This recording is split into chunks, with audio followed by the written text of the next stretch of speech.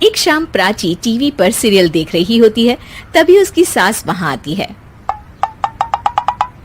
अरे सीरियल में तो ऐसे मग्न है जैसे आज रात का खाना पड़ोसी आकर बनाएंगे।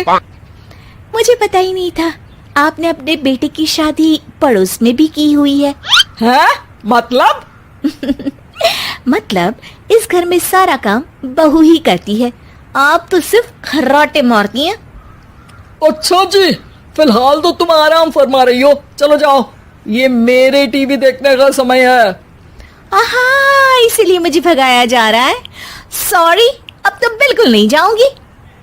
प्राची की इस बात पर दोनों सास बहू के बीच टीवी रिमोट के पीछे बच्चों जैसी छीना झपटी शुरू हो जाती है, जिसके बीच श्लोक भी काम से घर वापस आ जाता है।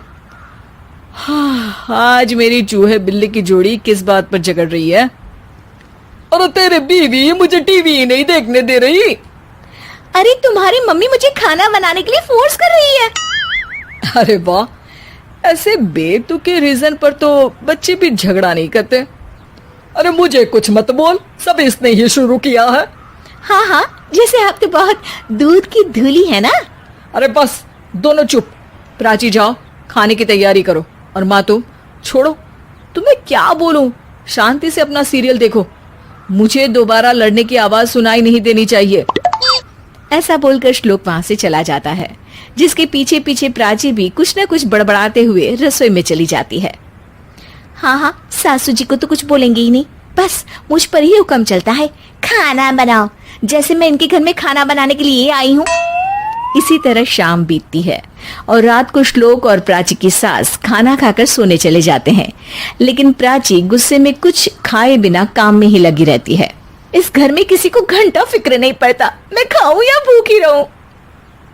प्राची कुछ देर के लिए रसोई से बाहर जाती है और जैसे ही वापस आती है तो वहां दूध का भरा ग्लास देखकर हैरान रह जाती है। फिक्र पूरी है, बस दिखाना नहीं है। प्राची दूध पीकर सोने चली जाती है और अगली सुबह एक बार फिर सास बहू का कार्टून नेटवर्क स्टार्ट हो जाता है। ये तुमने ही किया है। अरे अजीब जबरदस्ती है, मैं बोल रही हूँ मैंने कुछ नहीं किया। दोनों ने मिलकर पूरे घर को पागल खाना बनाया हुआ है। यहाँ कोई नॉर्मल इंसान तो रह ही नहीं सकता, इसीलिए अब पड़ोसी क्या रिश्तेदार भी घर आने से कतराते हैं। और सुन बेटे, तू भी चंगा, तेरी माँ भी चंगी, तेरी बीवी भी चंगी, रिश्तेदार। हाँ जी, आपको नहीं पता क्या, गंगाधर ही शक्तिमान है, रिश्तेदार ही। हाँ हाँ, बस समझ गया। कभी जानवरों जैसे लड़ेंगी तो कभी जुगलबंदी करेंगी।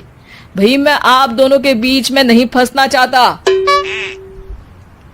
सास बहू की इस मनमौजी जोड़ी से परेशान होकर श्लोक अपना सिर खुजलाता वहां से चला जाता है। चलो अब मैं भी कीर्तन में जा रही हूँ।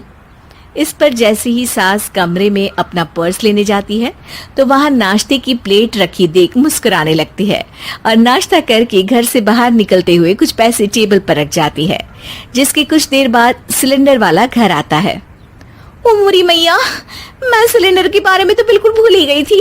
घर खर्च के सारे पैसे भी मम्मी के पास है और श्लोक से बोला तो उल्टा 4 बात सुनाएंगे। प्राची ये सोच ही रही होती है कि अचानक उसका चेहरा चमक उठता है और वो घर में आकर इधर उधर देखने लगती है। तभी उसकी नजर टेबल पर रखे पैसों पर पड़ती है, जिन्हें वो सिलेंडर वाले को दे देती है। ये सब श्लोक देख लेता है। अच्छा बेटे, इतना बड़ा घोटाला, सबके सामने मैं तेरी दुश्मन और पीठ पीछे तेरी मेरी यारी। इस पर श्लोक एक प्लान बनाता है और शाम को सब एक साथ बैठे होने पर बोलने लगता है। माँ, तुम दोनों की बहुत लड़ाई होती है, इसलिए मैं सोच रहा हूँ कि प्राची को उसके घर छोड़ाऊं, इससे वो भी खुश रहेगी और तुम भी। अचानक श्लोक की ये बात सुनकर सास बहू शौक से उसकी तरफ देखती है। अरे ऐसे कैसे घर छोड़ाओगे, मुझे कहीं नहीं जाना। अरे तुमने बोला नहीं पर मैंने सुन लिया, तुम्हें मम्मी के साथ रहना अच्छा नहीं लगता, मुझे पता है। अरे वो अरे, जब बहू खुद कुछ काम बोले तो वो तुझे सुनता नहीं, और अब जो इसने बोला ही नहीं वो तू समझ गया। जब उसे नहीं जाना तो फिर जबरदस्ती क्यों कर रहा है? अच्छा, फिर आपको मौसी के घर छोड़ाता हूँ, बस अब आप दोनों एक घर में एक छत के नीचे नहीं रह सकती। मैं इस टॉम एंड जेरी की जोड़ी को और नहीं झेल सकता। है? ऐसे कैसे नहीं रह सकते? तुम्हें इतनी दिक्कत है तो तुम्हारा बोरिया बिस्तर पैक कर देती हूँ, लेकिन मम्मी जी कहीं नहीं जाएंगी। बिल्कुल यही सुनना था मुझे। अगर दोनों में इतना ही प्यार है फिर हर वक्त ये लड़ाई का नाटक क्यों करती हो? देखा मैंने कैसे माँ किचन में दूध रखती है और तुम उनके लिए कमरे में नाश्ता रखती हो, और कैसे वो पहले ही तुम्हारी दिक्कत समझकर घर में पैसे रखकर बाहर जाती है। अरे भाई, इतना ड्रामा तो डेली सोप में भी नहीं होता जितना तुम दोनों ने इस घर में फैलाया हुआ है।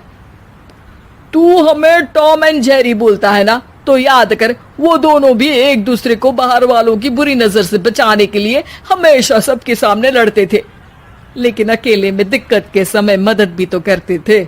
बस हमारा रिश्ता भी कुछ ऐसा ही है।